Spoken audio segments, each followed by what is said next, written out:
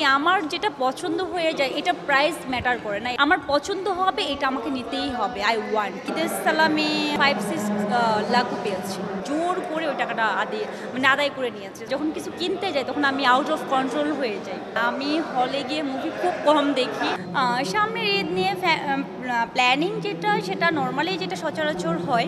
এখন যেহেতু গত 3 বছর ধরে আমার বেবি আমার সাথে আছে, সো এখনকার প্ল্যানিং আর এভরিডে আমরা বের হই, গেট টুগেদার ফ্যামিলি নিয়ে বের হই। আমার ফুপিদের বাসা, চাচার বাসা, প্রত্যেকের বাসায় যাওয়া হয়। ইভেন আমরা বাইরেও প্রচুর গেট টুগেদার করি, বাইরে যাওয়া হয়। ঈদের 7 দিন ব্যাপী আমাদের এভরিডে আমরা বাইরে মুভ করি। বর্তমানে আসলে রোজার মাসে আমি খুবই কম কাজ করি লাস্ট অনেক বছর ধরে, কারণ আমি রোজার মাসটা আমি ট্রাই করি যে রোজা, নামাজ, কোরআন আর ফ্যামিলির সাথে একসাথে থাকা। আর অনেক টায়ার্ডও লাগে আসলে বাইরে কাজ করা এই গরমের মধ্যে। সো যার জন্য খুব কম কাজ করি।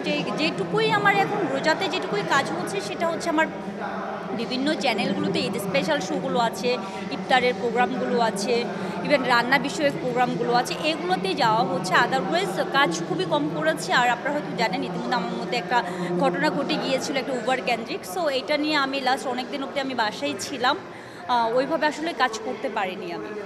স্পেসিফিক আসলে বাজেট নেই, কারণ আমার হয় কি, আমার যেটা পছন্দ হয়ে যায় এটা প্রাইস ম্যাটার করে না। এটা হয় কি, আমার পছন্দ হবে এটা আমাকে নিতেই হবে। I want. সো আমি স্পেসিফিক, আমার হাজব্যান্ডও আমাকে কখনো বাজেট করে দেয় না যে তোমাকে আমি এই অ্যামাউন্টটা দিলাম, এটা কখনোই হয় না। কারণ কার্ড থাকে, কার্ড নিয়ে যাই। সো কার্ডের মধ্যে আনলিমিটেড থাকে। সো যখন যেটা পছন্দ হয় ওইভাবে আসলে শপিং করে ফেলি। আমি ঈদের সালামে 5-6 লাখ পেয়েছি। জাকাত তো আলাদা, এটা তো অবশ্যই দিতেই হবে। হ্যাঁ, সালামি কত দিয়েছি এটা আসলে আমি কাউন্ট করিনি কখনো, কারণ হয় কি, যখন যে আসে তাকেই তো দিতে হয়। সো এটা আসলে কখনো ওইভাবে কাউন্ট করা হয়নি। হ্যাঁ, ওরে বাবা, এটা তো ছোটোবেলাতে যেটা হয়, সে আম্মুটা যদি টাকা তো দিবেই, কিংবা অ্যামাউন্ট যদি একটু কম হয় তখন এটাকে জোর করে, আমি জানি তো আম্মু টাকা কোথায় রাখে, সো জোর করে ওইখান থেকে টাকা আরও বাড়িয়ে নেওয়া। কিংবা দেখা গেছে আমার কোনো একটা আন্টি আর চাচি যদি বলে যে আজকে পরে দিব, আমি পরে না, এখনই দিতে হবে, জোর করে ওই টাকাটা আদায় করে নিয়েছে। সো এটা আসলে ওইগুলো অনেক আছে। ঈদ মানে এমন, ওর কাছ থেকে তো ম্যাক্সিমাম টাইমে আমি জোর করে নেওয়া হয়। জোর মিনস হচ্ছে ও যদি কোনো সময় বলে যে এই মাসে একটু খরচ একটু কম করো, আর এই ঈদে একটু কম করো, একটু জাস্ট হিসাব করে। আমি যখন মার্কেটে চলে যাই, যখন কিছু কিনতে যাই, তখন আমি আউট অফ কন্ট্রোল হয়ে যাই।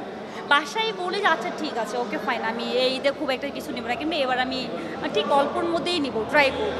কিন্তু যখন কোনো জিনিস আমার চুজ হয়ে যায় তখন আমি টোটালি আউট অফ কন্ট্রোল হয়ে যায়। ঈদের আমি 7 দিনে গ্রামে থাকি। ওই আসার পর যদি মুভিটা থাকে অবভিয়াসলি আমি দেখব। আসলে সরি টু সে, আমি হলে গিয়ে মুভি খুব কম দেখি, যদিও এটা আমার একদম উচিত না। বাট আমি দেখা গেছে এর আগেও প্রিয়তমা দেখার জন্য 2-3 বার আমি টিকিটের জন্য ট্রাই করেছি প্রথম দিন। তখন যখন ভাইয়া আমাকে বলেছিল, আমাদের ডিরেক্টর, যে আজকে না কালকে দেখো, ওই যে তখন আমি একটা ডে আমি নিজের মধ্যে সেট করে নিই যে এই ডেতে আমি মুভিটা দেখব। যখন কোনো কারণে এই ডেটা আমার মিস হয়ে যায় তখন হয় কি, আমার আর মুভিটা দেখা হয় না। আমি প্রতিবারই ট্রাই করি যে এই মুভিটা আসছে আমি দেখতে যাব, কেননা কোনোভাবে আমার অনেক মুভি আমি মিস করে ফেলি।